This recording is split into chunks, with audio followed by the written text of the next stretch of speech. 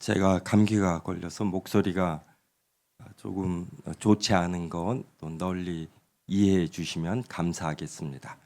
우리가 지난주에 십계명의 머릿말에 대해서 살펴보았습니다. 십계명의 머릿말은 나는 너를 애굽 땅 종되었던 집에서 인도하여 낸 내 하나님 여호와니라입니다. 하나님께서는 이 머릿말을 통하여 종되었던 애굽 땅에서 인도하여 내신 하나님은 이스라엘을 사랑하시기 때문에 인도하여 내시는 것이고, 그리고 하나님은 이렇게 하실 수 있는 능력이 있음을 알려주십니다. 이러한 사랑의 하나님, 능력의 하나님께서는 유일하게 한 분이시고 유일하게 참되십니다. 이렇게 유일하게 참되고 살아계신 하나님 이외에 다른 신을 두는 것, 이것이 제1계명이 금지하는 바입니다. 참되고 전능하시고 유일하신 여호와 하나님 이외에 다른 신을 둔다라는 것은 신이 없다라고 여기는 무신론, 그리고 여호와 하나님 이외에 다른 데에서 신을 찾는 우상 숭배, 그리고 참되신 여호와 하나님을 섬기며 그 하나님을 가벼이 여기어 또 다른 신을 동시에 섬기는 이러한 것들이 모두 다 제1계명에 위배되는 바입니다.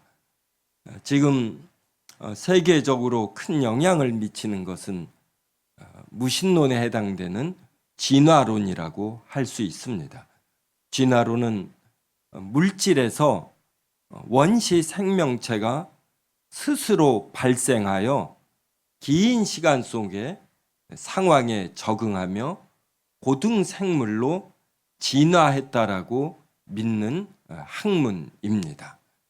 그래서 진화론은 물질 자체에 이러한 능력이 있다라고 여깁니다. 그러므로 전능하신 하나님 대신에 전능한 물질을 믿는 것, 이것이 진화론입니다. 그래서 진화론은 이 기원은 반복되지 않으므로 이렇게 밝혀내지 못합니다. 그래서 진화론도 이 기원에 대해서는 분명히 말하지 않고 그 이후에 발생된 것들이 긴 시간 속에서 상황에 적응하며 이렇게 진화한다, 이제 이 정도로 주장하지요. 하지만 그 이면에는 맨 처음 이 원시 생명체가 물질에서 스스로 발생했다라고 은연중에 이렇게 받아들이고 이 전제하에서 사고를 전개합니다. 진화론은 단순히 물질에서 원시 생명체의 발생과 그 위에 진화한 것, 여기에 그치지 아니하고 사회의 구조와 발전에도 적용이 됩니다. 그래서 원시 공동체가 부족 국가로 발전하고 그 다음 봉건주의를 거쳐 자본주의에 이르고, 그리고 자본주의는 앞으로 더 발전된 사회와 구조에 속하는 사회주의와 공산주의로 흐를 것이다, 또 이렇게 주장하는 이러한 그룹이 있습니다. 그래서 진화론은 모든 것에서 이렇게 스스로 존재하고 발전한다, 이래서 물질 자체에 이러한 능력을 부과합니다. 그래서 이러한 하나님의 존재를 인정하지 않는 무신론, 이것이 제1계명이 대표적으로 금지하는 바입니다. 그리고 오늘 본문을 보면 분봉왕 헤롯이 어느 날 왕복을 입고 단상에 앉아 백성에게 연설하였습니다. 이 연설을 하게 된 배경이 바로 사도행전 이 앞에 있는 12장 20절과 21절에 나옵니다. 저와 한 절씩 읽겠습니다. 헤롯이 두로와 시돈 사람들을 대단히 노여워하니 그들의 지방이 왕국에서 나는 양식을 먹는 까닭에 한 마음으로 그에게 나와 왕의 침소 맡은 신하 블라스도를 설득하여 화목하기를 청한지라.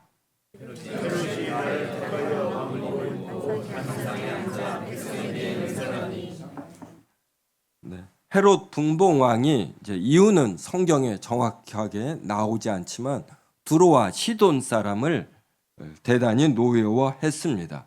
이 두 도시는 헤롯 왕이 다스리는 팔레스타인과는 이렇게 떨어진 지역에 있는 지중해 연안의 항구 도시로, 항구 도시니까 어떤 세금들을 많이 거두어 드리겠죠. 그래서 매우 부요했습니다. 그런데 단점은 이 두 도시 자체에서는 식량이 나지 않았습니다. 그래서 이 헤롯 왕이 다스리는 이 팔레스타인 지역에서 식량을 수입해 왔습니다. 그런데 헤롯 왕이 싫어하고 대단히 노여워하니 이제 식량 수출이 금지되면 이들은 굶을 수밖에 없습니다. 그래서 식량을 수입하기 위하여 이들의 헤롯 왕의 친복인 블라스도에게 접근하여 그를 회유하여 헤롯 왕과 화해하고자 했습니다. 그러던 가운데 어느 날 헤롯 왕이 극장에서 연설을 하였습니다. 그때 왕복을 입었다라고 21절에 나오는데 이 당시에 초대교회의 역사를 요세푸스라는 역사가가 이렇게 기록을 했습니다. 그래서 이에 대한 기록이 있는데 헤롯이 은으로 된 왕복을 입었다고 합니다. 그래서 그가 연설하기 위하여 극장으로 들어올 때에 이 은으로 된 옷이니 햇빛에 반짝이지 않겠습니까? 근데 이것이 얼마나 휘황찬란하고 압도적이었는지 극장 안에 있는 사람들이 압도되었고 경외심마저 느꼈다라고 이렇게 요세푸스는 기록하고 있습니다. 백성들이 헤롯의 연설을 듣고 크게 이것은 신의 소리요 사람의 소리가 아니라 이렇게 말했습니다. 헤롯은 백성들의 이 말을 듣고 영광을 하나님께로 돌리지 아니하였고 주의 사자는 그를 쳐서 벌레에게 먹혀 죽었습니다. 헤롯은 어리석게도 백성들이 신의 소리라고 한 것을 그대로 믿었습니다. 이것은 조금만 냉철하게 생각하면 알 수 있습니다. 백성들이 그렇게 말한 것은 왕의 기분을 좋게 하려는 아부의 말이지 액면 그대로의 말이 아닙니다. 특히나 헤롯의 환심을 사하는 두로와 시돈 사람들의 대표자들은 얼마나 더 크게 신의 소리라고 외치지 않았겠습니까? 그러니까 우리는 이런 것을 통해서도 높은 자리에 자신이 갑의 위치에 있는 사람들은 을의 위치에 있는 사람들이 말하는 칭찬의 말, 격려의 말을 그대로 액면 그대로 받아들이면 안 됩니다. 자기의 환심을 사기 위하여 없는 것도 만들어내어 칭찬하는 것이고 이것은 아부와 아첨에 해당하는 것인 줄 알고 누가 자기를 칭찬하는 말을 들을 때 이게 정말 나에게 적용할 것인지 이것을 냉철히 살펴야 합니다. 근데 사람은 매우 약한 존재인지라 칭찬이 몇 번 거듭이 되면 정말 자기가 이런 사람인 줄 알게 이렇게 착각을 하는 것이에요. 교만은 패망의 선봉이고 넘어짐의 앞잡이라고 하지 않습니까? 그래서 사람이 교만에 이르는 순간에 이러한 일상적인 분별력 이러한 것마저 잃으면서 잘못된 선택을 해서 패망에 이르기 쉽습니다. 그래서 분봉왕 헤롯이 바로 이런 경우에 해당이 된 것이에요. 극장에 있는 사람들, 백성들이 압도된 것은 그가 입은 왕복인 것이고 그 자체에게서 영광이 나는 것이 아닙니다. 저녁에 우리가 달의 빛을 받을 수 있는 것은 달 자체가 발광체가 아니에요. 발광체는 태양입니다. 태양의 빛을 달은 반사하는 것이죠. 헤롯 왕이 이 경우입니다. 그의 왕이라는 신분, 왕에 이르기까지에는 대부분 보통 사람보다는 높은 리더십이 있습니다. 이러한 것들이 있으니까 그래도 왕이 되는 것이죠. 그리고 이런저런 일들이 잘 어떻게 연결이 되면서 로마 황제의 환심을 사 분봉왕이 되는 것이지 절대로 헤롯 왕 자체의 능력이 아닙니다. 그래서 자기에게 있는 몇 가지 좋은 장점, 종합적으로 리더십이라고 할 때 이것이 자신에게서 스스로 발생한 것이 아니라 하나님께서 주신 것임을 알아야 하는 것이에요. 그래서 극장에 있는 백성들이 신의 소리라고 할 때 헤롯 왕은 냉철히 나는 사람의 소리를 했을 뿐이다, 이렇게 판단을 해야지 됩니다. 바로 이것이 제1계명이 요구하는 바인 것이에요. 그래서 자신의 능력과 실력을 넘어서서 받는 칭찬을 하나님께 돌리지 않는 것, 이게 제1계명을 어기는 것입니다. 하나님께서 이것을 기뻐하시지 않았습니다. 그래서 하나님께서 주의 사자를 보내어 헤롯 왕을 치게 했고, 그래서 벌레가 그를 먹어 그가 죽었습니다.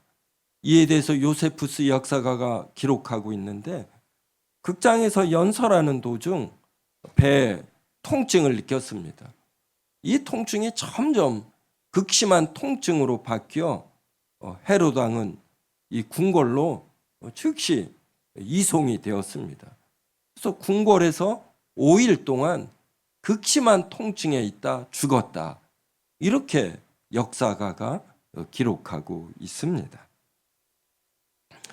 성도 여러분, 사람이 여호와 하나님만을 섬긴다는 것은 어떤 일이 저절로 이루어졌다고 여기지 않는 것입니다.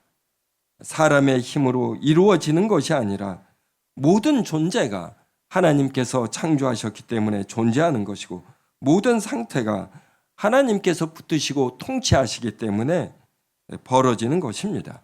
즉 여호와 하나님만 섬긴다는 것은 여호와 하나님께서 유일한 창조자이시고 섭리자이심을 믿는 것입니다. 이것을 믿지 않고 다른 것에 원인을 돌리는 것이 무신론이고 우상 숭배이고 자기 중심적인 현상입니다. 욥기 1장 14절부터 22절 찾아서 한 절씩 읽겠습니다. 욥기 1장 14절부터 22절입니다.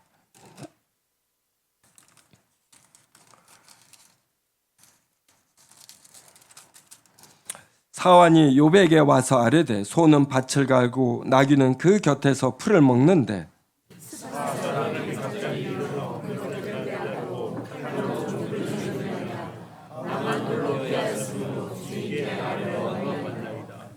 그가 아직 말하는 동안에 또 한 사람이 와서 아뢰되 하나님의 불이 하늘에서 떨어져서 양과 종들을 살라 버렸나이다.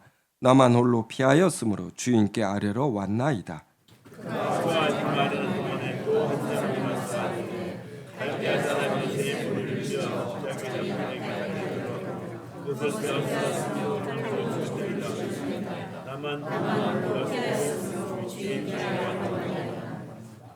그가 아직 말하는 동안에 또 한 사람이 와서 아뢰되 주인의 자녀들이 그들의 맏아들의 집에서 음식을 먹으며 포도주를 마시는데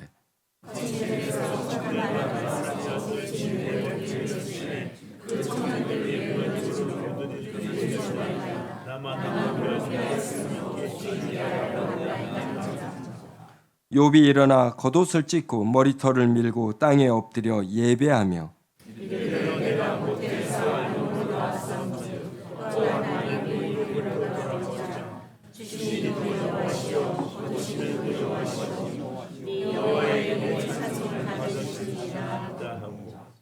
같이 읽습니다. 이 모든 일에 욥이 범죄하지 아니하고 하나님을 향하여 원망하지 아니하니라. 하나님께서 사탄에게 욥의 몸에는 손을 대지 않고 소유물을 치도록 허락하셨습니다. 그러자 사탄이 여러 방식으로 욥의 소유물과 자식들을 쳤습니다. 대부분의 소유물을 욥이 날렸습니다. 그런데 이에 대한 욥의 반응이 매우 놀랍습니다. 욥은 1장 21절에서 내가 모태에서 알몸으로 나왔사온즉 또한 알몸이 그리로 돌아가올지라. 주시니도 여호와시오 여호와시오 거두시니도 여호와시오니 여호와의 이름이 찬송을 받으실지니이다. 욥이 정말로 큰 인물이죠. 사람의 됨됨이는 일상생활에서는 파악하기 힘듭니다. 힘든 일이 있을 때 얼마나 당황하는가, 얼마나 이러한 하나님의 말씀에 따라 대처하는가, 이제 여기에 따라 어느 정도 판별이 됩니다. 그래서 우리는 자기도 자기 자신을 잘 알지 못해요. 내가 얼마만큼 하나님 앞에서 참된가, 이것은 여러 시험에서 드러나는 것입니다. 욥은 소유물을 다 날려버리는 가운데에서도 이 원칙을 기억을 했어요. 하나님께서 주시고 하나님께서 거두어 가시는 것이다. 내가 이 이유를 정확히 알지는 못하지만 하나님께서 이렇게 하시는 것이므로 내가 하나님을 향하여 반항할 수 없고 하나님을 향하여 원망할 수 없고 섭섭함을 느낄 수 없다. 이것을 그대로 받으며 욥은 여호와의 이름이 찬송을 받으실지니이다, 이렇게 말했습니다. 그리고 1장 22절은 이 모든 일에 욥이 범죄하지 아니하고 하나님을 향하여 원망하지 아니하니라, 이렇게 나와 있어요. 성도 여러분, 큰 일을 겪을 때 자신이 소중하게 여기는 것이 없어졌을 때 그때 범죄하지 아니하고 하나님을 향하여 원망하지 아니하시는지요? 어쩌면 우리가 신앙생활을 통하여 얻고자 하는 것, 이것은 바로 이것일지 몰라요. 어떠한 상황에서도 이것을 순순히 받아들이며 하나님을 향하여 원망하지 않는 것. 그런데 이것은 생각보다 굉장히 어렵습니다. 사람은 자신이 가진 것의 일부분만 자신의 뜻대로 되지 않아도 얼마나 불편함을 느끼는지 모르고 그때 하나님에 대하여 이런 서운함을 느끼기 마련이지요. 이렇게 십계명의 제1계명을 지킨다라는 것, 이것은 하나님께서 많은 것을 주실 때만이 아니라 자신이 가진 것들을 잃어버릴 때, 이것은 재산일 수도 있고 명예일 수도 있고 자신의 체면일 수도 있고 건강일 수도 있습니다. 그때에도 하나님께서 뜻이 있어 거두어 가시는 줄 알고 이것을 순순히 받으며 하나님께 찬양을 드리는 것입니다. 욥기 2장 6절부터 10절도 한 절씩 읽겠습니다. 여호와께서 사탄에게 이르시되 내가 그를 내 손에 맡기노라. 다만 그의 생명은 해하지 말지니라.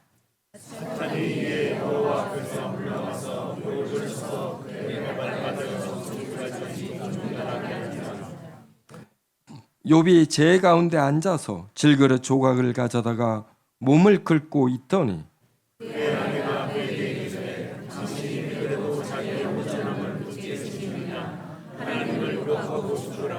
같이 읽겠습니다. 그가 이르되 그대의 말이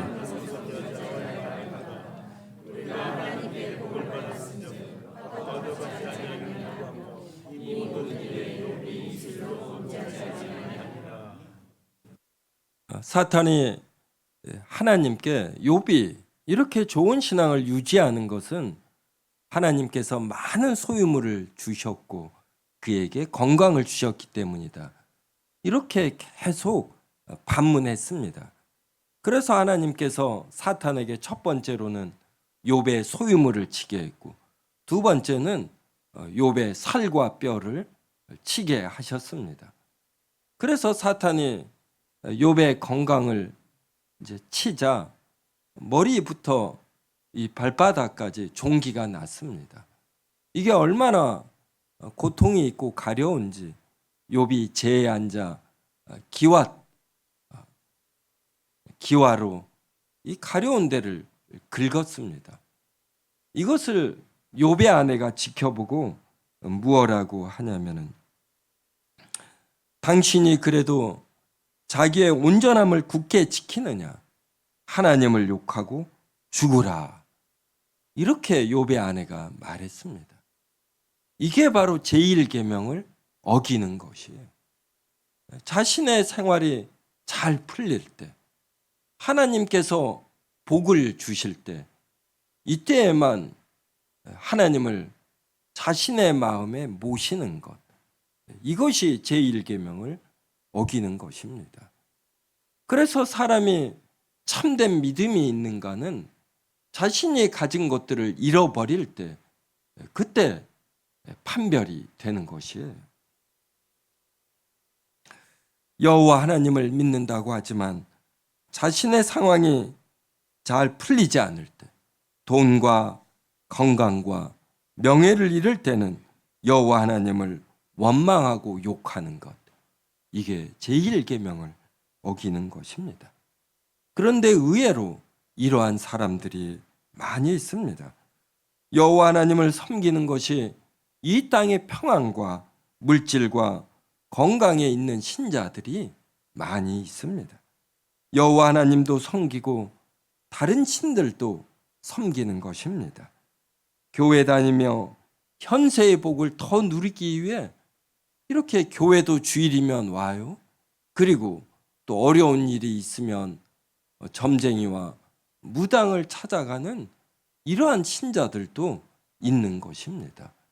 어떻게 이런 일이 가능하냐 하지만 하나님을 섬기는 것을 적당히 그냥 하나님을 섬기고 너무 깊이 신앙생활에 몰두하지 않고 그래서 이 땅에서 현세의 복을 누리는 것 이것을 신앙생활의 목표라 생각하고 이것이 신앙생활을 하는 지혜라고 여기는 것입니다. 이런 이들은 하나님의 속성이 담긴 하나님의 율법에 도덕법에 관심이 없습니다. 하나님의 말씀은 적당히 지키고 이 땅에서 사건 사고 없이 건강히 부유하게 사는데 신앙생활에 목적이 있기 때문입니다. 그러니까 하나님을 닮아가는데 신앙생활에 목적이 있지 않아요. 하나님의 사랑과 진리가 담긴 성경 말씀을 알므로 인하여서 이 세상에 일어나는 일들을 해석하고 분별하는 이러한 일에는 크게 관심이 없습니다. 현재 나의 생활, 나의 가족들이 적당한 부와 건강을 누리며 사는데 여기에 관심이 큰 것입니다. 이러한 사람은 욥의 아내처럼 현재의 부유함과 평안과 건강이 깨지면 언제든 여호와 하나님을 욕하거나 떠날 준비가 되어 있습니다. 욥의 아내는 이렇게 했음에도 불구하고 욥은 2장 10절에서 이렇게 말합니다. 그대의 말이 한 어리석은 여자의 말 같도다. 우리가 하나님께 복을 받았은즉 화도 받지 아니하겠느냐. 성도 여러분, 욥의 이 표현을 여러분의 표현으로 받아들이실 수 있겠는지요? 하나님은 우리에게 복만 주시지 않습니다. 화도 주셔요. 성도 여러분이 한번 생각해 보셔요. 내가 언제 신앙이 성장했는가? 여러분이 어려움 없이 신앙이 단단해졌는가? 한번 생각해 보십시오. 사람은 복만 계속되어도 절대로 깊어지지 않습니다. 이러한 분은 대부분 교만해지기 쉬워요. 그냥 자신은 특별히 하지 않았는데도 일들이 계속 잘 풀리는 것입니다. 그러면 자신도 모르는 가운데 그냥 이렇게 하면 되는 것으로 알고, 다른 이들은 이것을 하지 못하는 이러한 어리석음이 있다, 이렇게 여깁니다. 자신이 하는 모든 일은 잘 될 것이라는 근거 없는 자신감을 갖게 됩니다. 또 사람이 화만 계속되면은 아주 날이 섭니다. 굉장히 이렇게 날이 선 모습으로 여러 사람을 언제든 공격할 준비가 되어 있지요. 아니면 여러 일들이 계속 안 되니까 이렇게 의기소침하고 기가 꺾은 풀이 죽은 모습으로 지냅니다. 그래서 사람에게는 복도 필요하고 화도 필요한 것이에요. 그래서 하나님께서 각 사람에게 대해서 화와 복을 적절히 주셔요. 그래서 우리 신자는 많은 것을 받을 때 하나님께서 주실 때만이 아니라, 하나님께서 복을 주실 때만이 아니라, 하나님께서 거두어 가실 때도, 하나님께서 화를 주실 때도 이것도 하나님으로 인한 줄 알고 이것을 욥처럼 순수히 받아들이며 하나님께 찬양을 드리는 것입니다. 이때도 하나님을 원망하며 욕하지 않는 것, 이것이 신자의 자세이고 이것이 제1계명을 지키는 바입니다. 욥기 1장 21절 보십시오. 내가 모태에서 알몸으로 나왔사온즉 또한 알몸이 그리로 돌아가올지라. 주신 이도 여호와시오 거두신 이도 여호와시오니 여호와의 이름이 찬송을 받으실지니이다. 그리고 2장 10절에서는 우리가 하나님께 복을 받았은즉 화도 받지 아니하겠느냐, 이렇게 말했습니다. 그래서 참된 신자는 주시는 하나님만이 아니라 거두어 가시는 하나님도 믿어야 되는 것이죠. 참된 신자는 하나님께 복을 받을 뿐만이 아니라 화도 받음, 이것을 알아야지 됩니다. 그래서 우리가 이 담대함을 길러야지 돼요. 여러분, 설상가상이라는 표현 아시죠? 안 좋은 일이 2번, 3번 반복되면 사람이 보통하는 말로 맛이 갑니다. 맛이. 여러분, 인생에서 중요한 것들 잃어버렸어요? 잃어버린 경험이 있으신지요? 어떤 믿는 사람에게 발등 찍히고 배신당하는 경험, 또 많은 재산을 잃어버리는 경험, 자신이 합격하리라고 믿은 시험에서 떨어지는 경험, 다른 이들은 다 되는데 나만 안 되는 경험, 이러한 거 해보셨는지? 이것도 한 번이 아니라 2번, 3번 반복되는 겁니다. 그때 담대함을 유지하는 거, 이거 정말 힘듭니다. 2번, 3번 복을 받는데 겸손한 사람이 있다. 이분 대단한 사람입니다. 대단한. 제가 인생에서 이렇게 사람들을 몇 번 공통적으로 관찰한 적이 있는데, 자신이 재산상의 이런 증가가 갑자기 이루어지잖아요. 그러면 이 사람의 이 말태도나 행동서부터 변합니다. 자기도 모르는 가운데 정말 이렇게 교만해져요. 이게 느껴집니다. 저게 오래가면 안 좋은데.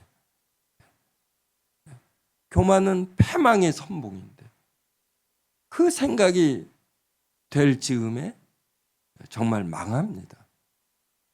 그때 교만한 만큼 이 낙심의 깊이가 또 얼마나 큰지 모르는 것이에요.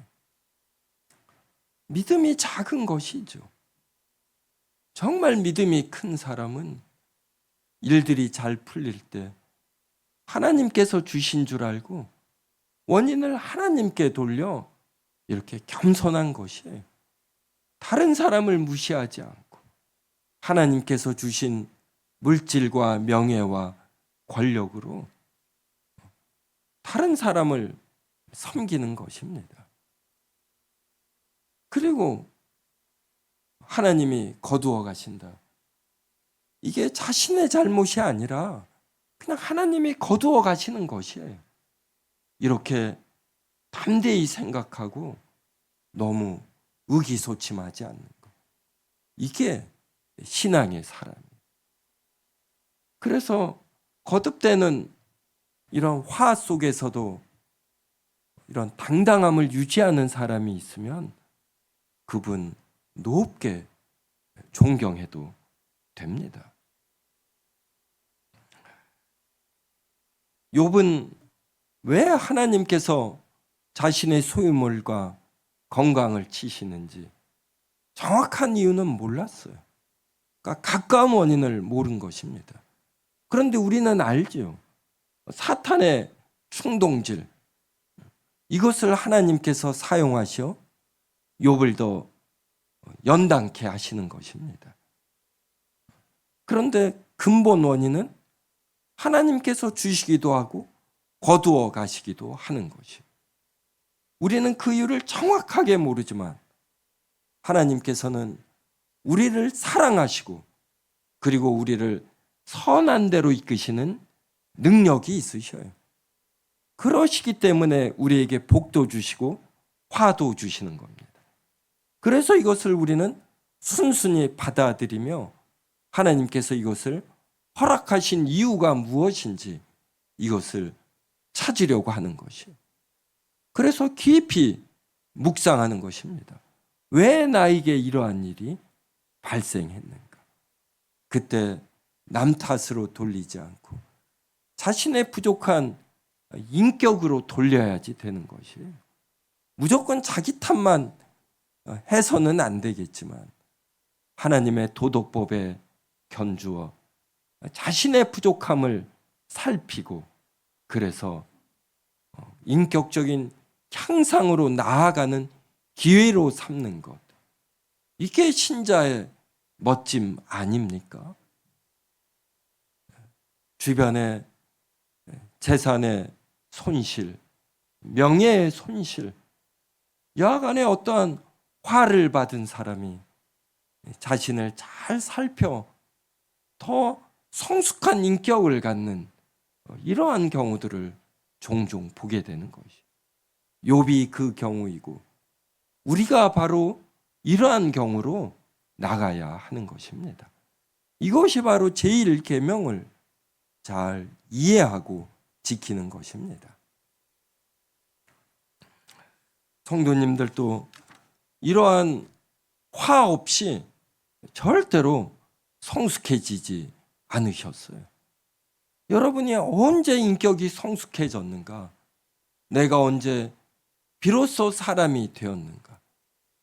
내가 언제 비로소 어떠한 사람이 힘들어할 때 그를 무시하지 않고 그의 입장을 온전히 이해하려는 이러한 자세를 가졌는가? 어떠한 사람이 어려움에 빠졌을 때 충고 대신에 이해하려 하고 도우려고 했는가? 한번 생각해 보십시오. 계속해서 하나님께서 주실 때가 아니에요. 하나님께서 많은 것을 거두어 가실 때, 하나님께서 화를 주실 때, 그때 사람이 단단해지는 것입니다. 그래서 그때 하나님을 원망하지 않고 욥의 아내처럼 하나님을 저주하지 않고 욥처럼 하나님을 찬양해야 하는 것이에요.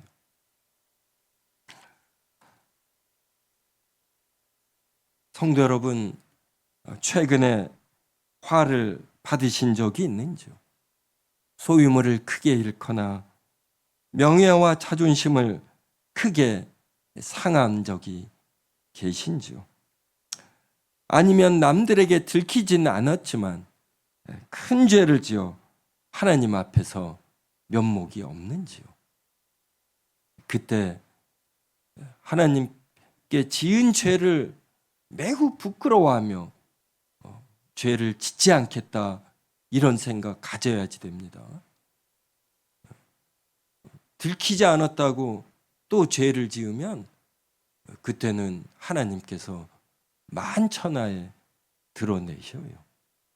또 하나님께서 나의 재산이나 나의 명예나 나의 자존심을 빼앗아 갔다라면 또 하나님께서 그렇게 하실 만한 이유가 있는 줄 알고 자신을 살피고, 그래서 더 단단한 인격으로 나아가는 이러한 기회로 삼으시기 바랍니다. 이것이 제1계명을 지키는 것이고, 이것이 우리를 애굽 땅에서 종되었던 우리의 상황에서 죽음의 영원한 포로에서 영원한 생명으로 인도하시는 사랑과 능력의 하나님께서 제1계명을 통해 요구하시는 바입니다.